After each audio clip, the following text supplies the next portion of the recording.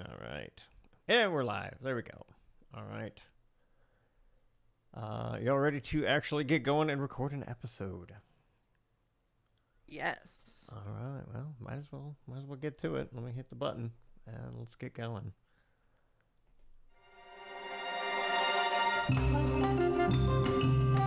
We may never know, Uther. I intend to live forever. How dare you show your face here? Faces. Don't laugh at that, you idiot! A lot of story there, a lot of lore. For those of you who are into that kind of thing, I love you. Welcome to Live, Laugh, Lore, the podcast that explores where we've been and where we may go next in the world of Warcraft. Welcome, everyone, to Live, Laugh, Lore, episode 175, the show that is unable to hide our excitement for midnight. I mean, look at the background if you're watching on YouTube. I mean, just look at those eyes. Look at them. All right, each episode we'll check in, have some laughs, and talk all about the lore of Warcraft once we find our words. But, you know, one or two topics at a time. My name is Jin, and I think this is it. This may, in fact, be peak WoW. Honestly, I am not sure it can get better than this. And today I'm joined by someone that may or may not have been rendered speechless at all the midnight information coming out. It is Allie. I don't know if you were truly speechless, but sometimes it was insane, truly insane. There were moments of speechlessness. It's a thing that happened. Yeah. Goodness. Oh, but that is not all, because when you need someone that is incapable of being rendered speechless, you turn to none other than Illyana. Hello, how are you? Welcome, once again. I would just like to say, if I am rendered speechless, it's because I am dead. So, clearly that is the only thing that is happening, like, if I am not speaking. I had a couple of moments where I had to pause and go, ah! during the reveal. That was about it. That, and then I continued screaming for like a week straight. Oh, yeah, well, yeah, because it was a bit of a drip feed. Especially you were expecting all the information right away. It was different. It's different. I was like, oh. Yeah, different's a word. Yeah. I mean, we can kind of talk about that a little bit, about the announcement and everything. But before we actually get into what we're really, I mean, we all know what we're talking about. Anyway, Ellie, how you been? What you been up to? How you progressing on the old Mythic? Oh my goodness. Well, my team is 3 of 8 Mythic in Manaforge Ermeager. I love this raid. I was telling Jen and Allie earlier. I think this raid is brilliant. It is my clear favorite in War Within as a heroic and an early Mythic instance. I love how dramatic it is. Like, it's just so dramatic. Like, it plays a jingle when you zone in. Like, Dimensius is so dramatic. The whole thing is just dripping melodrama, and I just love it. And it's obviously pink and purple, which is obviously a win. So I'm doing that. I'm doing keys, getting everyone geared up and ready to go. And yeah, it's, still early season times. Really enjoying myself in Koresh as well. I have the game music on for the first time in a while. It's fabulous. And then, in real life, I've just been chugging along. Because as my dad would say, gotta keep the train moving. Mm-hmm. It's true, yeah. Gotta keep it moving. I get it. Yeah, not my favorite idiom, but, he's from Indiana, so it's okay. Yeah, I get it. Makes sense. It works. Gets the point across. Well, is that it for you? Because if it is, I guess we could turn over to Allie and see how she's doing. How you been? All right. We defeated Dimensius on Thursday. Congratulations. Hooray. And then we're like, cool, we did it. Let's go dip into heroic and see how the first boss feels. How'd it feel? It feels like we need a little more gear, and we need people who to get tier, which I'm one of them. I just tonight with the vault got my 2 tier, so finally. I feel I've had really bad luck with tier. I feel like ahead of the curve at this point now. I'm like, yeah. I already have my 4-piece. Goodness. My husband's got his 4-piece, and I'm like, I have my 2, but the 2 I have are both heroic pieces, so I'm happy with that. That's great. Nice. That is nice. That is not true for me. Right. And then I do have a couple pieces ready to be converted to tier. and I have the thingy to do it, but I'm holding on to it to see if maybe this week I'm ready to get lucky. Maybe I get one of the slots I don't have, and then I can convert that other one to tier, and then I'll have 4. So maybe by the end of the week I'll have 4 piece if I'm lucky. We'll see. But either way, I'm happy with this raid. It's been a lot of fun. I'm happy with how Shadow Priest is feeling right now and how my damage is doing. That's been pretty great. I like it a lot. It makes me happy. I've had to go heal a couple times, but it's been fine. And yeah, just enjoying Koresh and some story bits that are happening. And well, I'm sure we'll get to all that at some point. And I'm excited for midnight. And I realized today, while I was listening to some Warcraft music while working, that the bug hit me again for the game, which feels really good. And it's like I've always enjoyed the game. I even enjoyed parts of Shadowlands. Unlike some other people, I liked BFA, but that might be because of Flynn Fairwind. But I feel hooked again in a way that I haven't in a while. Because before it was like, okay, WoW's great. I'm gonna take a little bit of breather, go play Cyberpunk, go play something else, and now I'm like, I want to go play WoW. Like I got things I want to get done in game, and it's not like I need to. It's like I want to. So that feels really good. Makes it really hard to work, but it feels really good to feel that again. So that's good. And I want to talk about the real world stuff, which is just a happy place. So that's all I got for me. What you got, Jen? Well, me, honestly, only thing for me is we also took down Dementius. Yeah, so we are now thinking about getting into some heroic, right? We haven't touched it yet. You know, we wrapped up pretty late into the night, so it was a nice clean kill, honestly. Like I was surprised of how good job, how nice it was. So it does feel like we're probably getting close to ready for heroic, but we may do. I think the plan is to do another re-clear this week. So anyway, that is what I believe the plan is. And honestly, this rest of the week, I've actually just been kind of chilling, hanging out, and just having a nice time. Just honestly been slowly taking in all of the midnight news as it was, being released. That was pretty much what I was up to. But anyway, that is all I had for this week. So, well, Allie, if you'd like to take care of the job, we can go ahead and move along. Yes, I do. In fact, have a job. I haven't read the job yet, so we'll see how this goes. Hey there, listeners. We know that not everyone wants Zalatath to never sully those perfect feet by placing them on the dirty, disgusting ground. No, she can just step on my throat and call me her favorite champion. That's a whole different story. What's happening right now? Why is this so hot in here? Hey, just keep listening to the episode and find out how you two can be stepped. Support the show. Yeah, that's what we're talking about right there. Supporting the show. Yep. Mm-hmm. That's what we're talking about. What you talking about? What you talking about? What you talking about? What you talking about? Well, besides all that, anyway. I mean, we could talk more about that if you want, but I'm gonna get real graphic real quick. So I don't know if you want that. No, I don't know. Yeah, we'll see. We'll see what happens. Same. We'll see where this goes. Yeah, I really liked. If you want to find out how you two can get stepped up, support the show. That really spoke to me.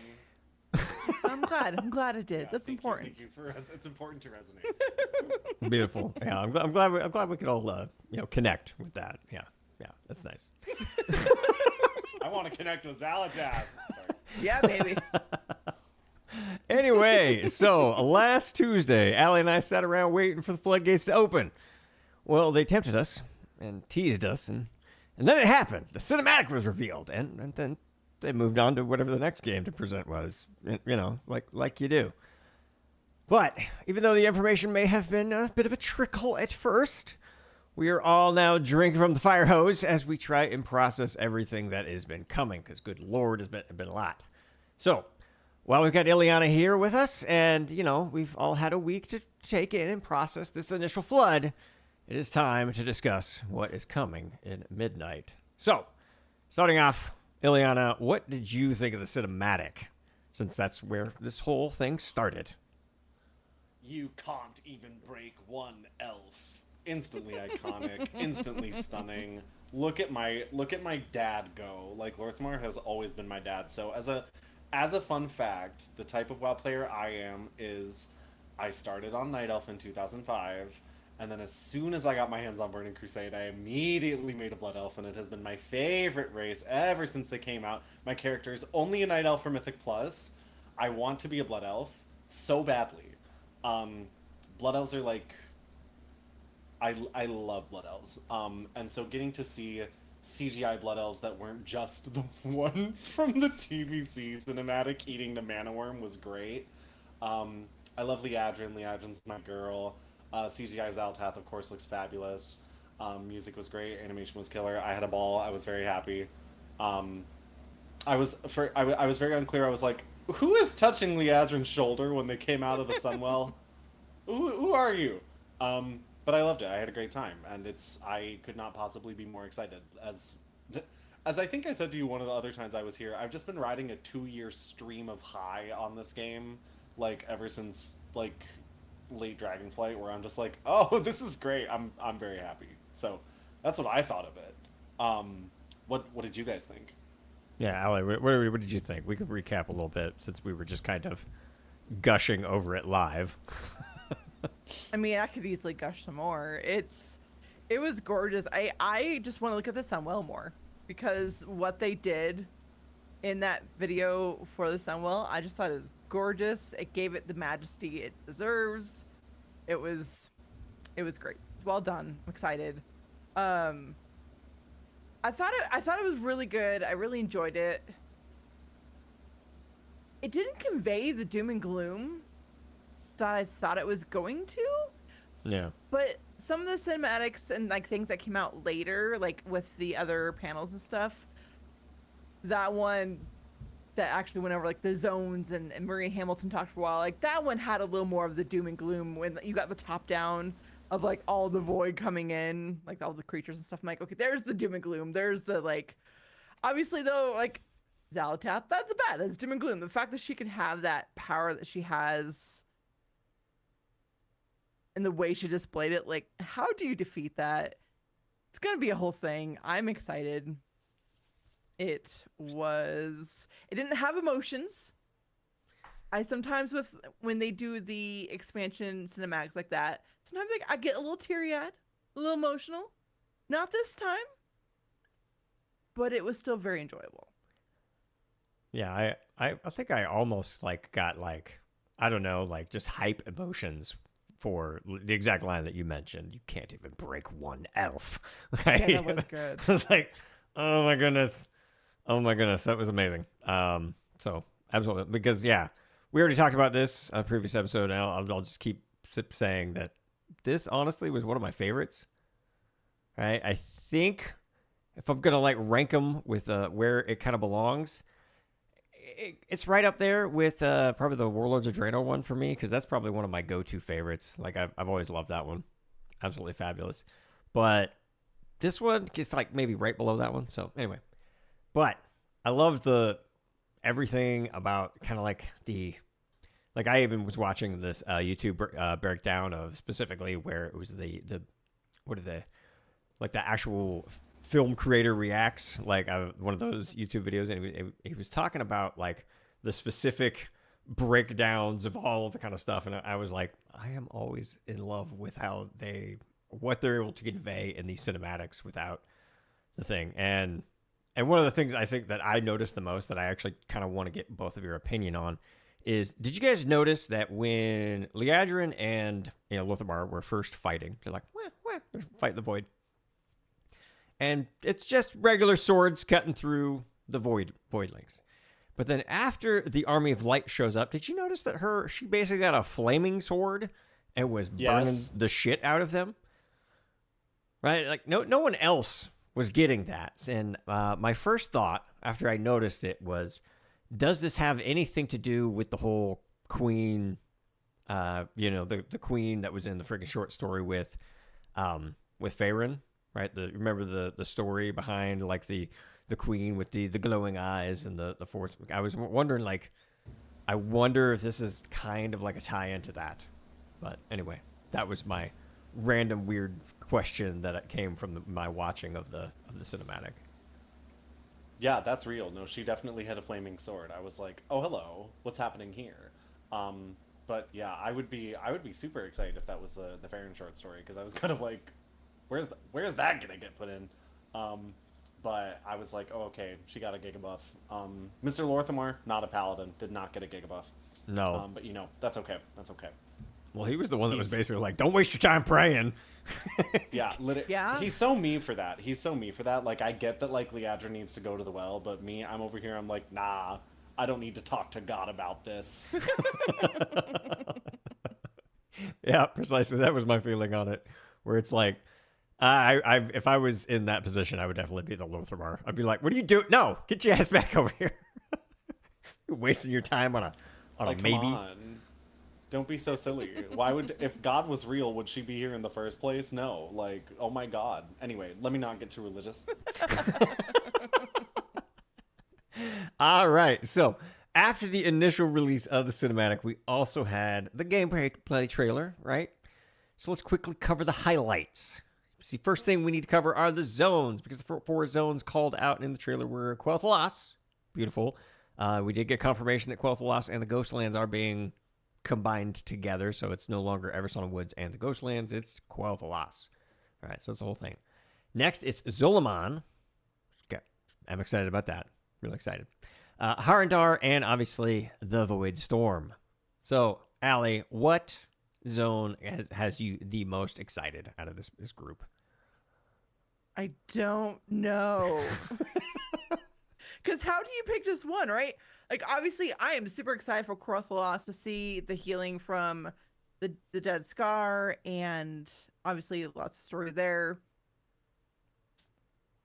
I want to know what they're going to do with Zolaman. If I had to choose between, like, one, I'm really torn between the Void Storm and Harandar.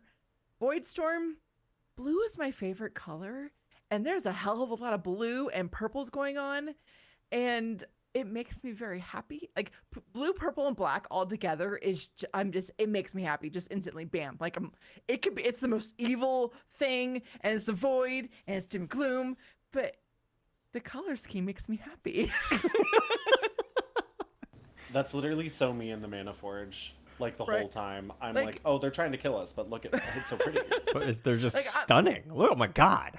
It is. Like, I'm not the biggest fan of pink myself, but it's not bad. Like, it's okay. It could be your favorite. It's just not my thing, and that's fine. Yeah. Oh, pardon me.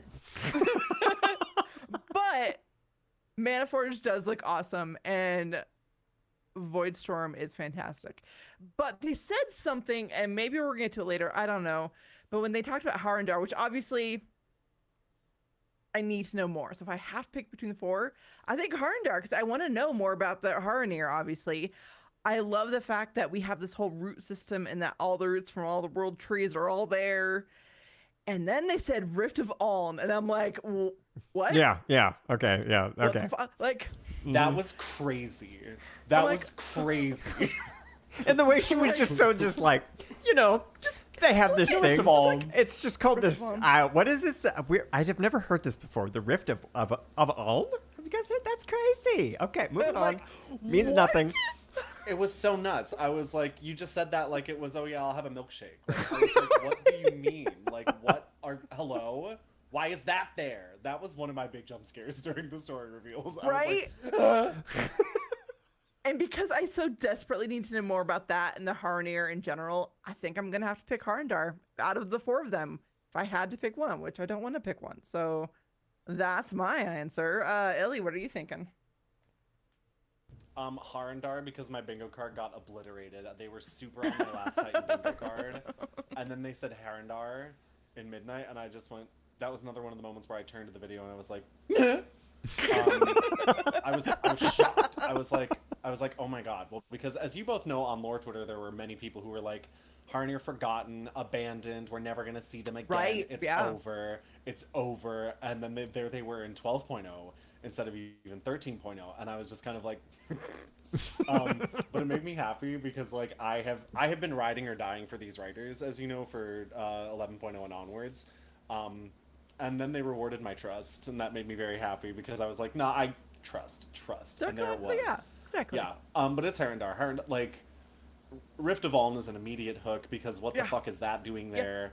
For those who are not as absolutely geeky as us, the Rift of Aln is famously the Heart of the Emerald Nightmare, where you fight Xavius. It is this insane concept of a place that should... Why is it there? Why does it exist? It's got so many ties to so much dark shit in World of Warcraft, like, famously. There were a lot of popular theories that it used to be where Ny'alotha was. Like, there were a lot of popular theories about it being on the seafloor. Like, we are very intrigued as to why that is involved. I'm also very excited about the cave paintings. I love the aesthetic. It looks. It sounds like a really cool thing. Yeah, I also really enjoyed that they said it was like a world event that's just going to tell you a story every time. And I was like, oh, period. Yeah, so it's definitely Herondar. Like, all four of these are probably going to be S tier for me. But certainly Herondar. Jin, what about you? So I don't just want to sit here and agree, but I mean, it's fine.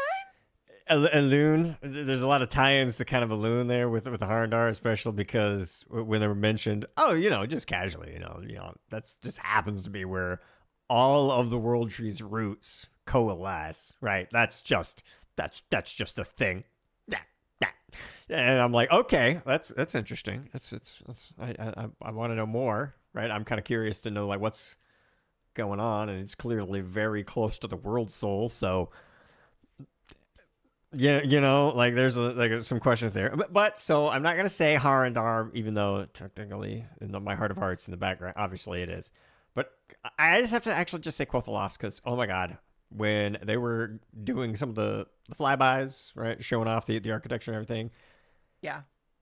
Like, I'll admit, I am a typical WoW player. One of the very first characters I ever created was a Blood Elf. Say it. Yeah! Before Jin was ever rolled up, before he was ever a twinkle in the eye, I was playing a Blood Elf mage, and I was running through Eversong Woods, and it was like, this is nice. Like, who composed this? Enya? Like, oh my god. You got literally. So I'm really excited. Just the fact that that's the first place we're going to. It's Quothalas. It's like, hey, it's Quothalas time. Yes, Alliance, you can come too. It's fine. We're coming this time. We all know. You have a Blood Elf. Every single one of you Alliance players at least rolled one of them. Because it's true. We did. It's 100% true. We all have. We'll do it again. As soon as I'm not playing with a class anymore, my main is going back Blood Elf. Like, I'm sorry, it's just too. It's like, it's really funny to think about then because like I'll say the sentence I'm a Blood Elf at heart, and I'm like, why do I have fantasy racial dysphoria? But that's fine. Like, what's going on? I did the same thing. Jin, are you as excited as I am to be able to see Eversong Woods in the distance while you're flying over the Eastern Kingdoms at last after 20 years of waiting? Because I'm gonna do that the very first day it comes out, and I'm gonna scream. Yeah, I'll be honest, like there's a part of me that wants to like start in Ironforge and just see how far away you can be and still see it in the distance, because I have a feeling, if you probably find some console command to up your draw distance some ridiculous thing, you might be able to pull it off. And yeah, I'm insanely excited to have that in the distance. So you don't have to go through the goofy ass portal anymore. This feels like this has been a long time coming. I mean, I totally understand why it was built the way it was back in the day, because it's literally BC. So good lord, but yeah, I'm just super, just over the moon for Quothalas, and honestly, Solomon too. I'm excited. I'll be honest, Voidstorm, I'm probably the least excited for, only because I know I'm going to be spending a lot of time there because it's the max level zone, and we're also where the first raid is going to be. So anyway, so we got through that. Anyway, another huge point that I want to cover is the questing campaign, though, because when this news came out, Oh my god, I'm excited. So anyway, I'm just gonna let Paul Cubitt, associate game director, set this one up for me. Okay. You'll start by going into the city of Silvermoon and then into Eversong Woods. But after that, players are presented with a choice. Do they want to go to those two of those other zones I mentioned, go straight to Zulaman and learn a little bit more about the Amani trolls, what's going on there? Do they want to go into Herondar and learn about the Heronir? Or do they want to go on a third chapter of the campaign, which is actually a little bit different? It is not tied to any particular zone, but it takes you to some of the older places in the world, places like Lights Hope Chapel, places like Strathholm, a couple other interesting places as well. And in that quest line, you'll be working alongside Eretor, son of Turalian and Ilaria, and helping him sort of interrogate his relationship with the light. Okay, Eretor chapter. The fact that they are calling this out as, hey, we have an entire quest campaign that is revisiting old locations as part of the level up, so old zone slow rework confirmed is what I feel like is what they just did there. I think so. Do you agree with all that? Yes, and please, and how can I help? So excited. That was another big shock for me. It's really neat that they're interested in having, like, pretty much for the first time you do a part of the leveling campaign, like a solid chunk of it, not in one of the zones, because, like, obviously there were parts of Shadowlands where you had to pop back into the maw and shit, but, like, that was a Shadowlands zone. And he's like, the Plague Lands, and I'm like, like, that's super cool, and it's like, it's entirely not a requirement to do that, and they are opting to do that, and that was very exciting to me personally. Yeah, I totally agree with all that. Oh my god. Anyway, what do you think, Allie? What are you excited about with this Eretor campaign? All of it, but that tells us he's surviving whatever may happen in the novel. Yes. Coming out in November, so that's that, right? He does have some plot Which makes armor. sense. Yes. Yeah, like they're not gonna be like, oh, here's Eretor, just kidding, death. So we know he's surviving. That's good. And the short story we got with him and Ilaria and Turalian, he's got the 2 tattoos to represent both of them with the void and the shadow. Like, I feel like that's very intriguing, and I need to know more about where he stands with it all. And yeah, it's like he might be exploring his relationship with the light, but is he also going to explore his relationship with the shadow, and how is that going to impact him as a character and what he's going to be doing with it all? And is there possibly any answers to any Ilganoth whispers through Eretor? We don't know.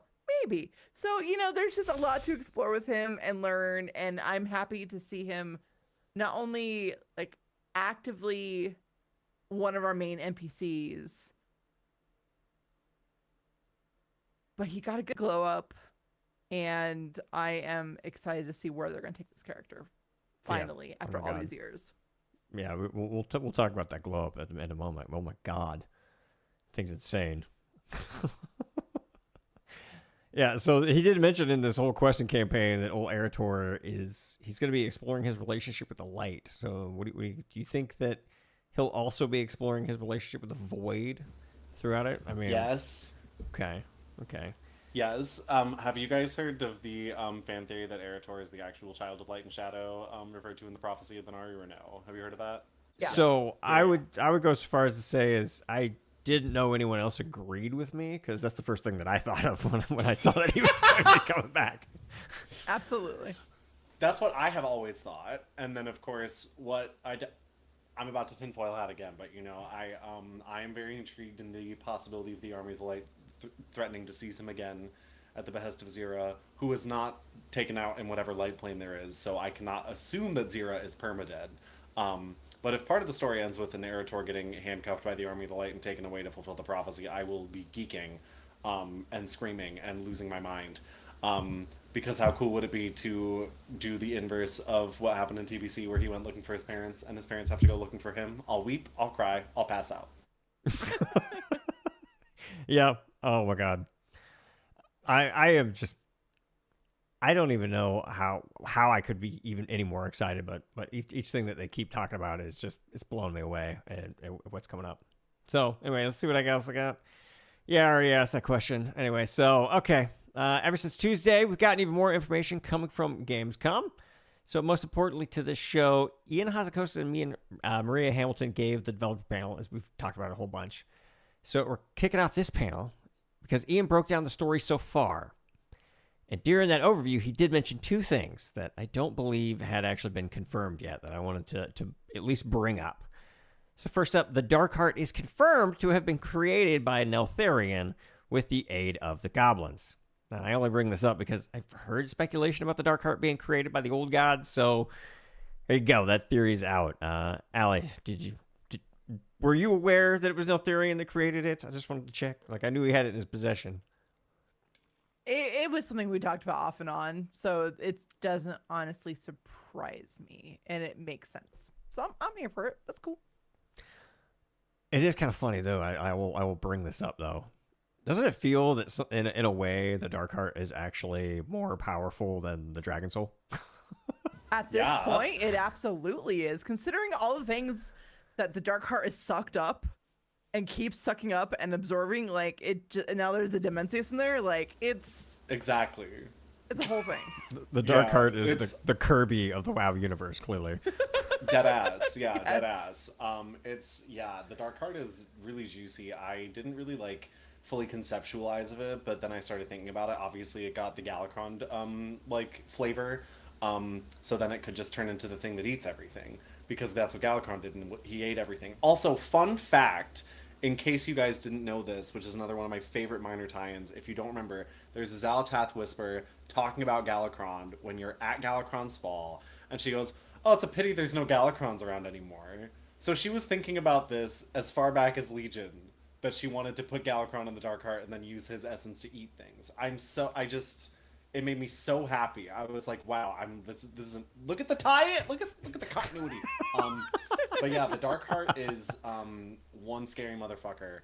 OG Dragon Soul could even barely blow up a couple of Deathwing plates, and this thing can blow up a Dalaran, and again, did that before it has, as Allie said, a literal Demencius in it. And I love visualizing when she's eventually gonna send him out like a Pokemon when she's attacking the planet, and she's just gonna be like, "I choose you, Demencius.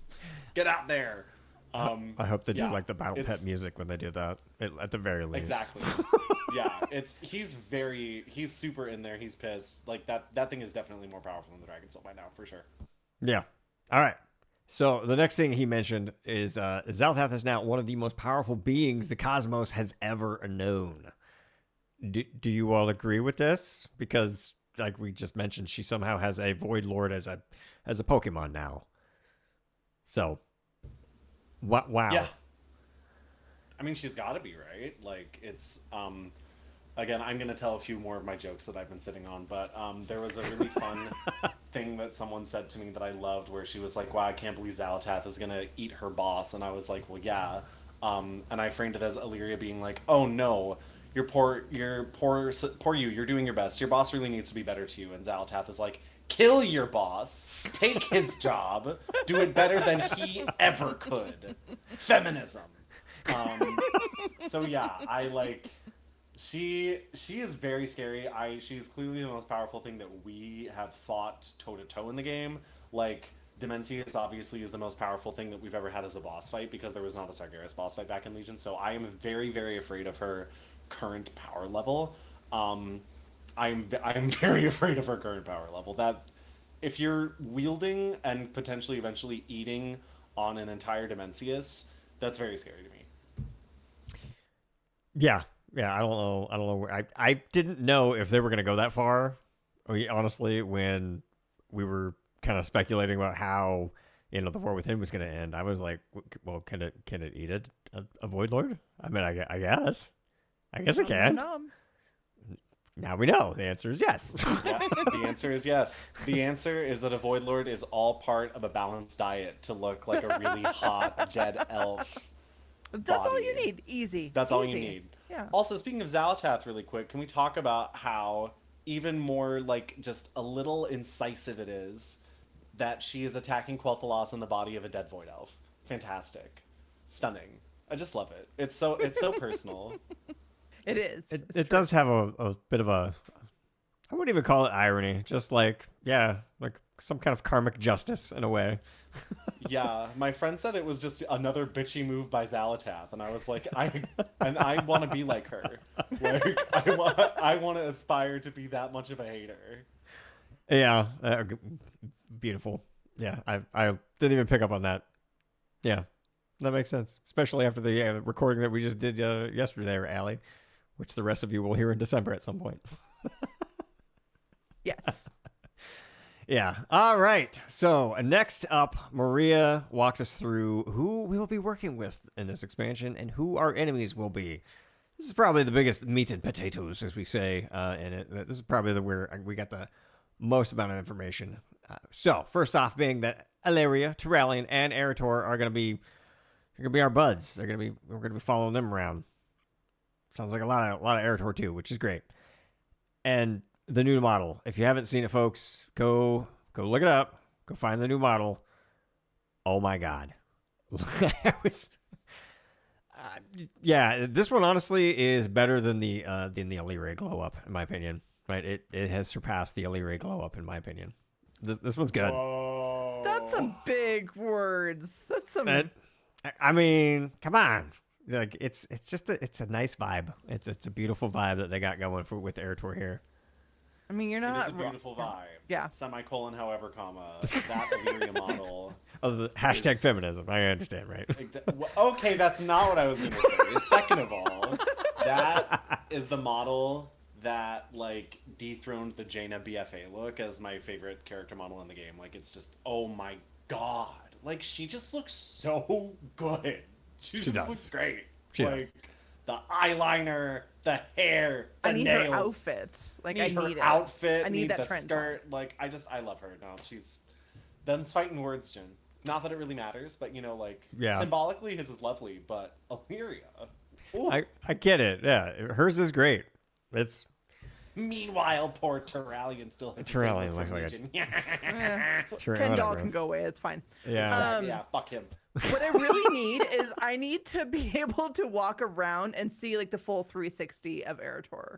Because like all we're seeing is like this front, right? I need the full 360. I need to do a little spin for me. Did you guys see the height comparison? He is so tall. He is so tall. He's like a foot taller than Illyria. It's crazy. He is very tall. I missed that. I did not see that. Yeah. He is. He's pretty tall. And he's looking pretty attractive. Not saying Flynn has, Flynn might be in trouble, but like Eritor is looking pretty damn good. We haven't learned his personality much yet. We haven't got that yet. I mean, so. that's true. That's true. That's what really won Flynn over, let's be honest, was, come on. I mean, yeah. Yeah. That's what did it. All right. Be one of a few things, but it's fine. Yeah, that's what did it. Definitely. Yeah. Sure. That was it. That's what did it. Oh, by the way, Maria also mentioned that it was the Army of the Light. It was absolutely the 100% the Army of the Light that came through.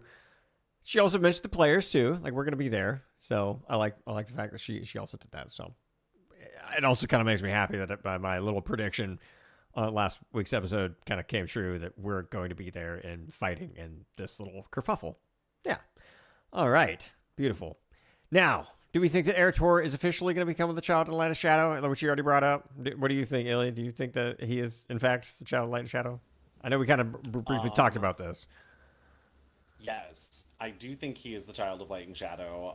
I for sure forgot that we were going to talk about this. I apologize, but yeah, I would hope that he would fulfill the prophecy, especially because, as we have talked a little bit about and will talk about, like, there are now two pretty big cosmic armies on the planet.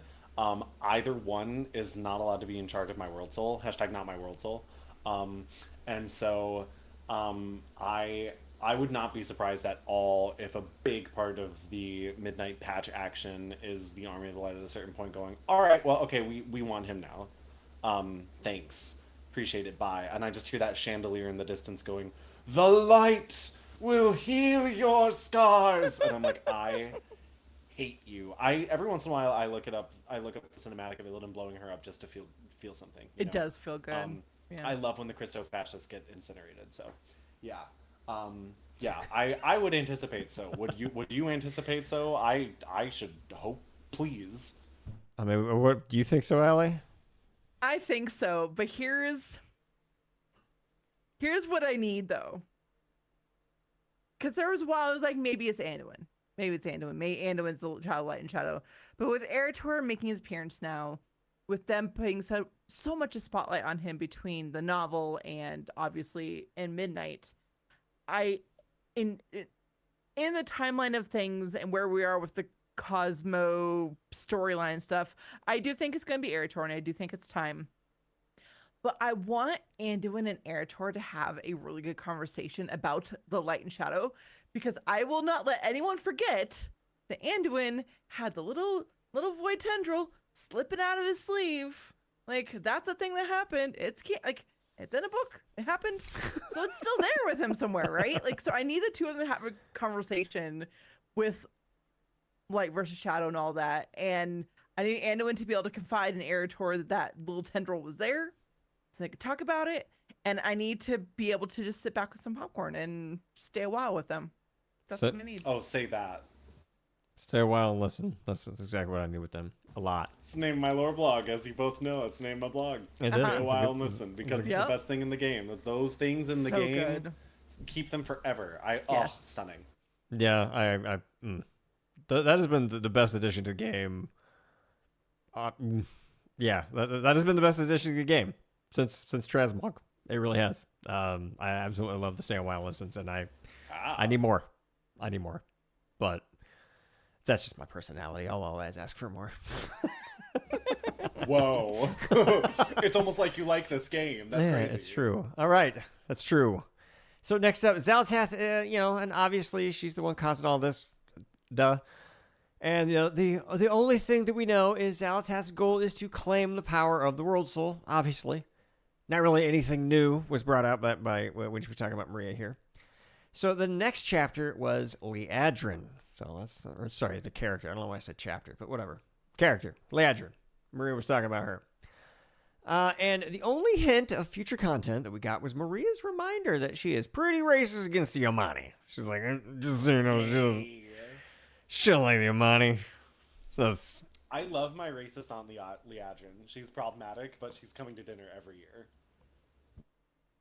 And maybe after this expansion, she'll be less problematic. Maybe she's gonna do some learning, some character growth with all that.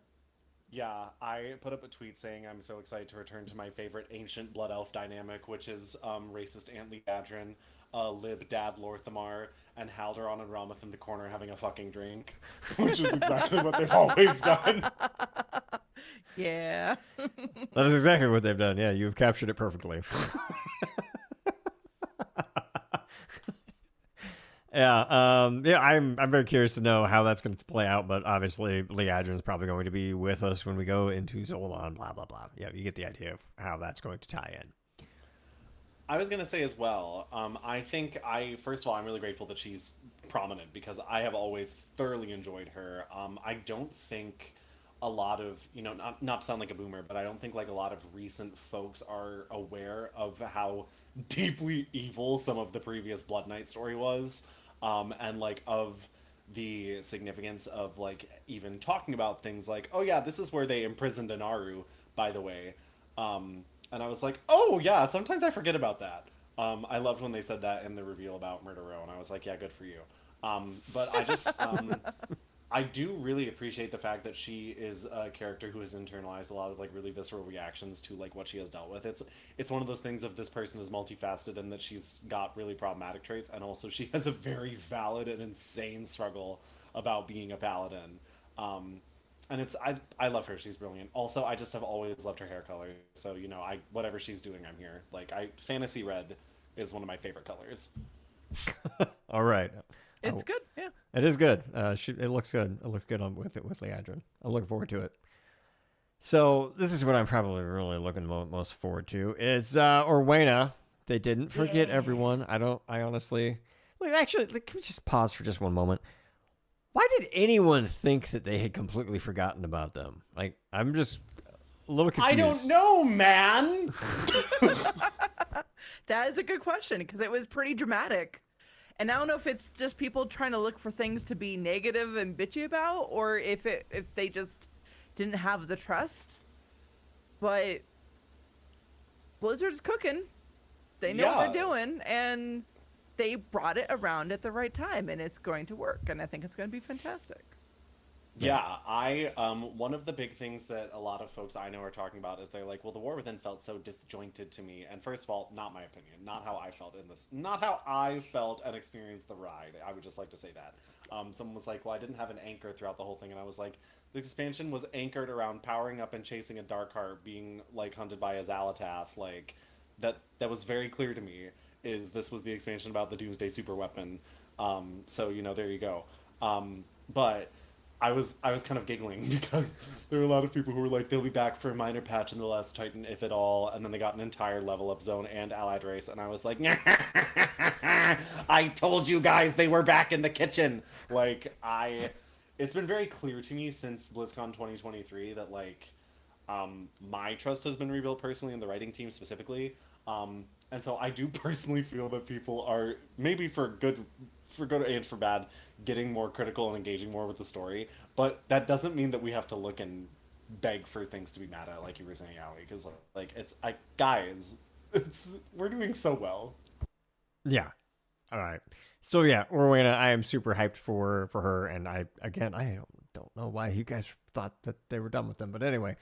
In fact, they're so not done with them that you get them as a freaking playable race, right? You just gotta freaking do the Har&R story, and then, you know, there you go. You can play a freaking Har&R and customize the shit out of that character, because they got a lot of options. They got a lot of freaking options.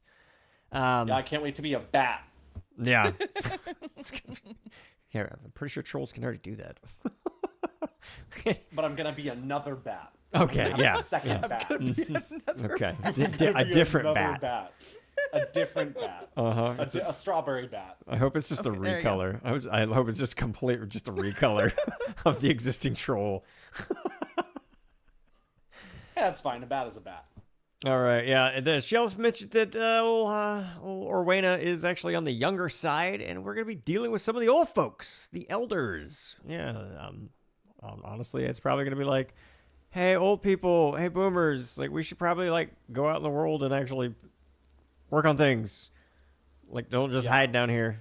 So let's. Yeah, I'm very excited. I was surprised by that. First of all, I was very surprised by the Orwena's one of the younger Harmony reveal. Yeah, I was me like, too. oh my god, so true allegory.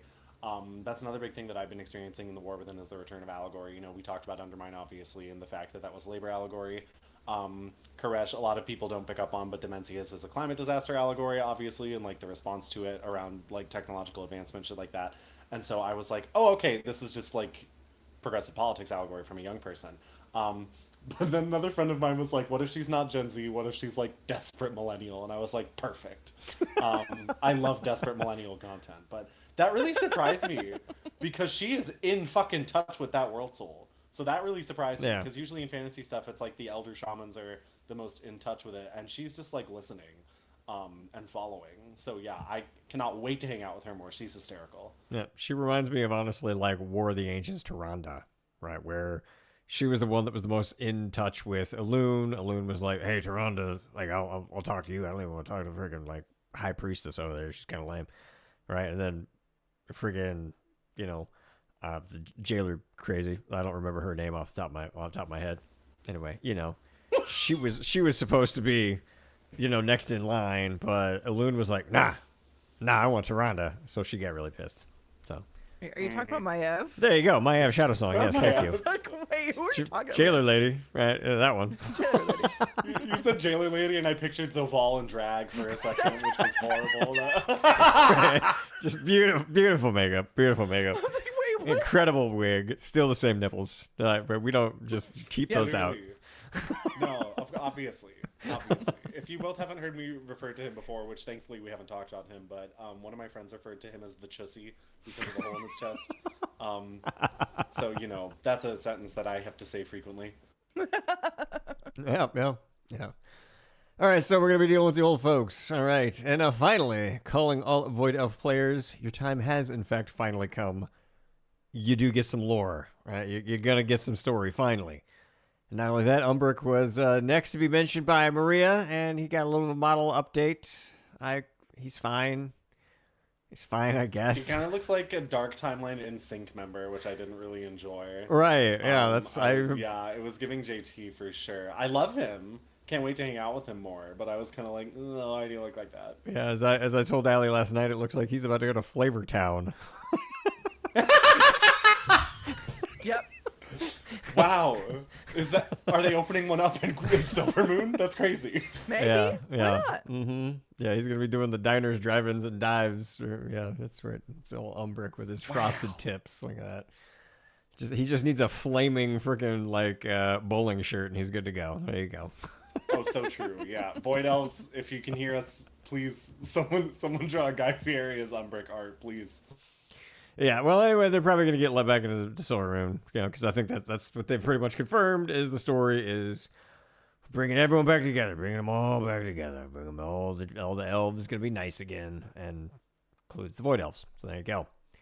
And honestly, at the completion of that quest line, is my guess is when Nightborn are going to be able to be demon hunters, right? Because they did mention, hey, we'll just talk about it. You get the freaking void demon hunter devourer respect now, and void elves can be demon hunters now because that was a void elf that figured all this stuff out. Well, they did mention also that they are going to do the faction imbalance fix, right? They're going to give it to Nightborn, but it is going to be part of the future story. So that's my guess. I don't know. I could see that. Yeah. Okay. Yeah, there might be like a little side quest thing, little thing that you got to finish, or they'll probably add a little extra for you if you actually play as a Nightborn, is my guess. Yeah. And then, fun little quest or whatever. Okay. That's interesting. Yeah. Anyway, we also got... Anyway, we'll move on. Anyway, we're also getting some Amani action too, because Zuljara and Zul'Jan, they are the grandchildren of Zul'Jin, and Zuljara is the new chieftain for the Amani, and her greatest advisor is her brother, Zul'Jan. I screwed up the notes, but it's Zul'Jan is the brother. All right, and it would seem that we're actually getting some Amani culture, and not just they want to kill us this time. So I'm actually really looking forward to that. Do you agree with that, Allie? Are you looking forward to it? Yeah, for sure. I think it's gonna be interesting to see how they handle the past with the Amani and how they were the trolls that liked their war and everything between them and the Blood Elves. So I think it's gonna be interesting. Yeah. The sigh of relief that I let out when it was clear to me that the Amani were not going to be villain batted for the 4th time was so nice. Yeah. I am always scared of any troll appearance getting a villain bat. Like, I love a troll raid, obviously. I know that the trolls used to be Global Empire, but if we're at the stage where Sylvanas can get unvillain batted during Shadowlands, like, we need to seriously be talking about villain batting. So yeah, I was very happy to see that they weren't going to have that happen. And I can't wait. Oh my god, I'm so thrilled. I want to talk to some Amani. I want to hang out. Yeah, like I hope they eventually give us just like the Amani options, as like when you're just rolling up a troll, just like, because that's what they did with Wildhammer. They're just like, give them the tattoos. That's all you gotta do. Just give them the tattoos. So I hope that that's how the Amani quest line, at least at some point, maybe like a 12-1-5 or something like that eventually that will be an option. Because it doesn't seem like they're going to be super friendly at first, because, well, for damn good reason. Let's be honest. But I bet this is also how we maybe get some Loas back. A little more Buon Samdi in our life. So maybe even bring Talanji back at some point. What the hell is she doing? So we can't remember that character exists. We can't do that. Right? That would be crazy. I'm excited to see what they do with the Amani stuff. Just so I can get more Buon Samdi. Yeah, I do. That would be, yeah. If we could get Amani not just pigeonholed as the bad guy, and some more Talanji in this, questing, or at just some point in the story during midnight, man, I'd be so happy. Also, if I could get even a shred of info about what's going on with Vol'jin and his little wild seed, I would just a shred. Anything is fine. How's he doing? Go check in on him.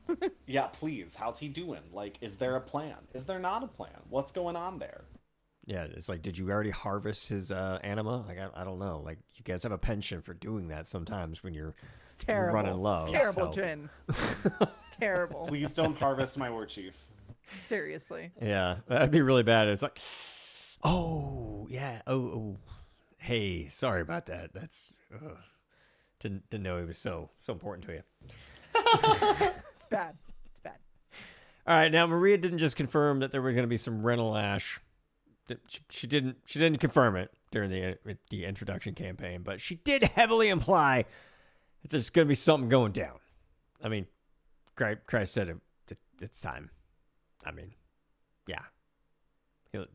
Chris said it last time. I don't know why in the notes I put Christ, but that is funny. I don't know why. I don't know. That's amazing. It was supposed to be Chris. I'm so confused, and then I'm like, Metzen. That gives a whole new meaning to green Jesus. that's a Freudian slip that just yeah. Okay, so Berserker says it all the time. So also, I guess my Lord and Savior, he did say it. Play Berserker, it's fine. Between this and Ali earlier saying if you want to get or support, like Freud's ghost will be strengthened by this episode. Yeah. All right, so yeah, she did imply something's going down, because especially when she mentioned that extremes on either side of the void and light are problematic, right? I love the way that she's just again, just like she dropped Rift of Ulm, she was just like, it's bad. Extremes, it's bad, Anyway, so is patch 12.2 going to be named Rental Ash? And if yes, will we be fighting a two-front war? Because if either side wins, we all lose. Sure. I do think that's what patch 12.2 is. I don't know if it's titled Rental. I would love if it was titled Rental Ash. That would be, once again, my hashtag yes, my continuity. But I definitely do anticipate that at least, as I was saying earlier, some culminatory, is that a word? Part of Midnight is the Forces of the Light also going, no, hang on. We also want to get the World Soul, actually. That'd be really nice, thanks.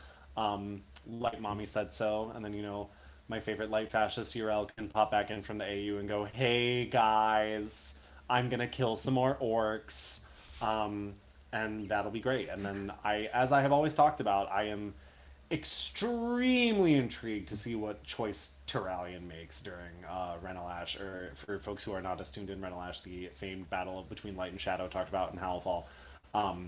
I, to this day, could not tell you what decision Turalian would make in the apocalyptic final battle. I would hope that he would continue to be a wife guy, but that's TBD. I mean, everyone already knows how I feel about him, so. Yeah, that is a good question. So if Turalian manages to survive to the point that we get to 12.2 and it's like, oh, okay, hey, Turalian, you get to pick now. Are you siding with your old pals from your early days back in boot camp kind of stuff with your Army of the Light thing? So you can go hang out with your buddies and your pals and your old drinking buds, or you can choose your family, right? Because we're doing the middle ground thing. Like we're the no extremist party on both sides. So so that's what we are. I don't know what he would pick. I really don't, right? Because he certainly initially made the wrong decision with Illidan, right? He was like, oh, that's no good. Yeah. I played Legion. I remember that cutscene. Yeah, so I don't know what he would pick. That's an excellent question. I don't know. What do you think, Allie? Is he gonna make the right choice, or from our point of view, the right choice? I think he may not even survive to that point. Well, that's maybe my he guess doesn't too. Survive this first season, for all we know. Maybe he makes an ultimate sacrifice. I don't know. If he's alive at 12.2 or whenever Rental Ash is going to be, I think he will go inside with the light. I don't know if I trust him to play middle ground or to understand that things need to be in balance. Like, I don't trust him to go that way. All right. Do you guys remember when he literally let Zira put Illyria in jail? Yeah. Yeah. Like Exactly. what? Like Yeah. what the fuck, man? Like I just cannot in good conscience after his very canon depiction in 7.3 that I thought was firmly in line and makes plenty of sense with a war hero who went off and then joined the light. Like obviously I get like he found the Catholic Church, I get it. And that's fine. But like I didn't have a problem with that depiction. I know there's a lot of people who are like, I miss my hero Terralion, and I'm like, you didn't have much personality back in Warcraft 2. That game wasn't a thing. Like, come on now. So yeah, like it's I would also not trust him to side with Balance and with the World of Azeroth. I would definitely trust him to go towards the Army of the Light as well. But again, as you said, he's probably getting killed at Quel'Danas. Probably getting super killed at Quel'Danas for sure. Someone's dying. We know someone's dying. That's all we know. Yeah, someone's getting killed. It Someone's could be getting him. Killed. Yeah. That's what I'm thinking, because they keep you in like, oh, shush. It's like the big story spoiler. Ooh, what's gonna happen? What's gonna happen? There's always something happening on that fuck ass isle. Yeah, absolutely. All right, so I'm just kind of looking over the notes here because it's kind of funny. We just keep bouncing around because we were so excited about all this. We've talked about a lot of this. Like we already mentioned, Big Zone, Quel'Thalas. It's the big one. All right. Next up, I didn't really predict this per se, but it's nice that the Amani culture that they're bringing this in. I do hope that they mentioned that elves stole their land. I hope that at least gets talked about. It's a big one that I want to make sure is called out. All right. Yeah. Retweet. Mm-hmm. All right, so it is feeling a bit like Orwena is kind of like Faerun. So because we need to talk about the whole Haranir, the roots. It's the culmination of the freaking world tree. You know, like it's just a big root ball. Is Haranir is how I'm kind of picturing it. And they also mentioned that they can use a rubber ball when you said that. Yeah. All right, now obviously these are the guardians of the root ways, and they mentioned that they can travel through the roots, which I thought was pretty freaking sweet. So do we think this is going to be like a similar to like Dark Iron racial that they're going to get, where they're just like root traveling? Yeah, I thought it was super neat. I pictured like a Bug's Life, you know, where they're like running through the grass and like there's this like weird little woodsy animation that pops up, and then like the animation from the Avatar Legend of Korra where they look through the vines happens. And I was like, that is so cool. Oh my god. And also what a useful teleport, because being able to just pop out at the Grizzly Hills like a druid, stunning, frankly. Like good for them. Yeah, that would be nice. Yeah, for sure. But anyway, we gotta talk about this whole ball of roots, right? So what do we actually think this is like kind of implying? Because it seems like as every future world tree was planted, the roots grew together, and specifically where I guess Illyana here, the roots got all tangled up and left behind. So I guess all the world trees are in communication with each other, like they are aware of each other. Like, what do you think is going to come from this, Illy? Like, have you speculated around on anything, like trying to figure out what this is? Yeah, I did a little digging around it because, as we have said repeatedly, Herondar is the zone that set off my tinfoil hat. Because, again, left field, not on my bingo card, and also, you can't, I'm so mad at them for just going, oh yeah, the Rift of Ulm is here, and I was like, because the last time there were world trees that were affiliated with the Rift of Ulm, there was another resurgence of the Emerald Nightmare. As we all know, the Emerald Nightmare has been quote-unquote banished. Smile, with that very insidious void flower at the end of it. There's a recently migrated world tree from the Emerald Dream, Amirdrasil, that has happened. And I'm like, oh, okay, what? So I'm actually very intrigued to see if the roots of Amirdrasil are down there. Obviously, you know, Amirdrasil is not necessarily like a world tree, quote-unquote, the way the other ones are, because it was grown from the seed. But, you know, I think it probably is similar enough.